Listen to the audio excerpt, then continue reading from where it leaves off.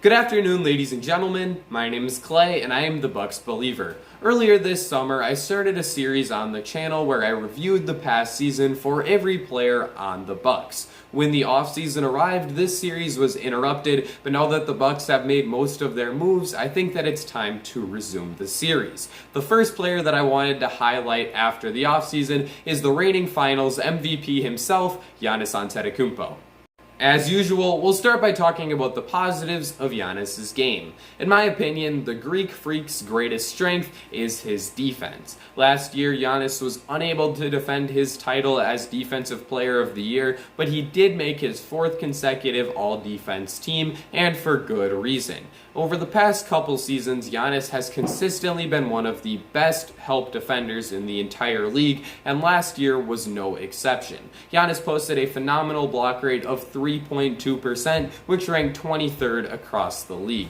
This is even more impressive when you consider that Giannis rarely plays the center position during the regular season, so most of his rim protecting production came as a secondary shot blocker alongside Brook Lopez. Giannis is one of the best players in the entire league at manning the rover position in a drop coverage scheme. He does a great job of helping off of his man and cutting off driving lanes for opposing attackers. He then is one of the best closeout players in the league and is great at recovering back to his guy and preventing his opponent from getting an open three-point shot. Giannis also took huge steps forward as an on-ball defender last season. He improved his lateral quickness, and that allowed him to switch out on the perimeter much more frequently. This was especially apparent over the course of the NBA Finals, where the Bucks were facing the Phoenix Suns, who have two of the most crafty perimeter players in the entire league in Chris Paul and Devin Booker. Giannis was constantly asked to switch out on those two players as the Bucks were running a switching scheme where their players from the 1 through 4 positions were switching every on-ball screening action. Giannis was frequently put out on the perimeter guarding Booker or Paul, and he was great at moving his feet to keep those guys in front, then used his superior length to contest their shots and make them as difficult as possible. Giannis is one of the best defenders in the league, and that was definitely apparent last season. The most obvious of Giannis' strengths to a casual viewer would have to be his scoring. He's capable of taking over games like few other players can, and this was on full display during the NBA Finals last season. Giannis had 3 games of 40-plus points during that series and was the driving force in almost every single one of the Bucks' victories across the playoffs. During the regular season, Giannis ranked 5th in points per game, averaging 28.1 points per night. He was especially effective in the paint as he shot a ridiculous 83.1% at the basket. He's terrific in transition where he's nearly unstoppable, and in the half court where he's improved his post moves to allow him to get even more easier shots at the basket than he was able to generate in years past. Giannis is also one of the best players at creating contact and getting to the free throw line, as he ranked 1st in the league in free throws attempted over the course of last season, shooting 33 more than second place Joel Embiid. He has a bit of an issue with knocking down those free throws when he gets to the line, but we'll touch on that a bit more later. Overall, Giannis' scoring palette is as diverse as any player in the league without a jump shot, and he is so good at finishing at the rim. Perhaps the most important strength of Giannis' last season was the strides that he took as a passer. The numbers actually don't indicate that the Greek Freak improved in this area, as his assist rate fell from 34.2% last season to 28.9% this year. However, I think that the biggest reason for this was that Giannis was now playing alongside Jrue Holiday, a significantly better playmaking point guard than his former teammate Eric Bledsoe. Giannis' assist numbers declined because he was asked to take on less of a playmaking role, not because he was a worse passer. The eye test would actually indicate that Giannis was a much better passer. The Bucks made a complete offensive scheme change from 2 years ago to last year, as instead of playing a 5-out system, they played a 4-out system with a player in the dunker spot. Giannis quickly learned this new system and did a fantastic job of finding open players under the basket for easy shots. He also got even better as a distributor to the perimeter, as he frequently made the right choice finding an open three-point shooter. Giannis also got better with his ball handling, as he was able to avoid charges and was not plagued with that as much as in prior seasons. Giannis's improvement as a passer allowed him to beat the wall defense that had plagued him in prior postseasons. This was especially true in the first round against the Miami Heat. Last year, the Heat killed Giannis, pressuring him constantly and not allowing him to get going in the second round series. In the first round series this year, Giannis completely destroyed the Heat's defense and allowed the Bucks to sweep their opponent. This was a fantastic year of improvement for Giannis as a playmaker, and I hope that trend continues heading into next year. The last area of strength that I'll touch on in this video is Giannis's rebounding. He ranked 7th in the league over the course of last year's regular season, but he got even better in the playoffs where he led the league in boards per night at 12.8.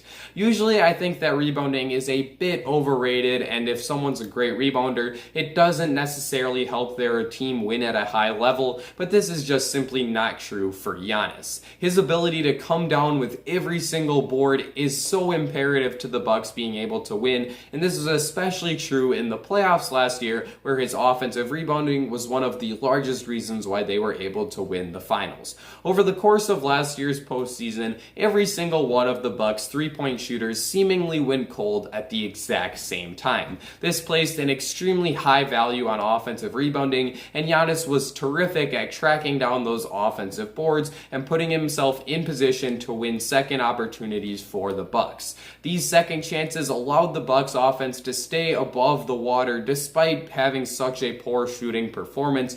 And while we're talking about poor shooting, let's get into Giannis's weaknesses. There's really only one to speak of here, and that is, as I said before, the jump shooting. The biggest area where this comes into effect is at the free throw line. I actually thought that Giannis made some pretty significant improvements over portions of last year's regular season, as he shot a very respectable 74% from the line from February till the end of the regular season. This was enough to carry up his percentage for the entire regular season to 68.5%, a massive improvement from the 63.3% he shot in the previous season.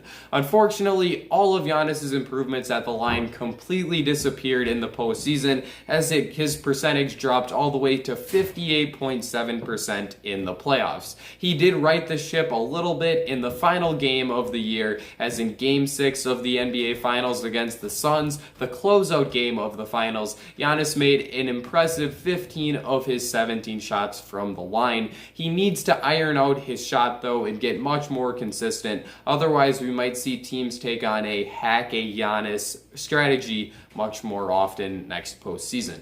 Another area where an improved jump shot would very much benefit Giannis is the mid-range. He actually took a pretty significant step back in this area from last year to this year, shooting 7.4% worse on short mid-range shots and 7.6% worse on long mid-range shots. The reason why this is such a big key for Giannis's development is because he does a lot of his work in the mid-range, especially out of his post game. If opposing teams were forced to worry about Giannis knocking down turnaround jump shots, he could then be even more effective with his other post moves, particularly his spin move that allows him to get to the basket. It would just be one more thing in Giannis's bag of tricks, and that could allow him to be even more dangerous as a scorer. It would also make him better out of the inverted pick and roll, as he could then threaten defenses with a pull-up jump shot instead of being super reliant on getting to the basket. A mid-range jump shot would allow Giannis to stay away from charges even further than he already does,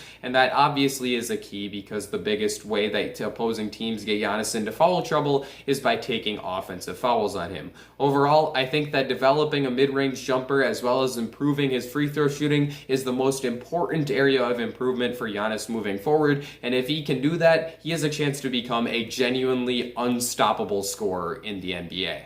Giannis also really struggled as a three-point shooter last season. He made just 30.3% of his attempts from beyond the arc on 3.6 shots per game, but I generally don't think that this is too big of a deal. Even if Giannis can reach 34 to 36% from beyond the arc, which I think is probably his ceiling in this capacity, opposing teams still won't guard him out there. He's so dangerous driving to the basket that the defenses will still sink into the paint and allow him to take as many three-pointers as he wants to. Instead, I think that Giannis should improve his free throw shooting and his mid-range shot for the reasons that I outlined before, because I view those as much more important to his development than the three-point shot. If he can improve that as well, then that's terrific, but I don't think that it's the biggest key to his game. Despite continuing to struggle with his jumper, the Greek Freak had another dominant MVP caliber season. He was also at his best when it mattered the most, as he scored 50 points, grabbed 14 rebounds, and blocked 5 shots in the Milwaukee Bucks championship clinching Game 6 of the NBA Finals victory over the Phoenix Suns. He did all of this just a couple weeks after suffering what appeared to be a catastrophic injury to his knee, and so this was just such an impressive season for Giannis Antetokounmpo. Because of his top-notch regular season and historic playoff run, I'm going to give Giannis an A+ for this season. As always, we'll wrap up this video by discussing what comes next for Giannis Antetokounmpo. The answer to that question is a whole lot of basketball in a Milwaukee Bucks uniform. As a product of the Supermax extension that Giannis signed prior to last season, he is on a 5-year, $228 million contract with the Bucks with a $51.9 million player option on the final season. I love saying this, but Giannis is going to be on the Bucks for a long time, so we all just have to enjoy this time with one of the best players to ever do it on our favorite team. Let me know what you thought of today's video in the comment section down below. Let me know what your favorite Giannis moment from this past season was. For me, it has to be the 50-point game to close out the finals. Also, be sure to leave a like and subscribe if you enjoyed this video, especially if you are a fellow Bucks believer. This is the place for you. Thank you all for watching. I think I've covered everything that I wanted to cover, so that's going to be it for me. Ladies and gentlemen, I will see you all again very soon.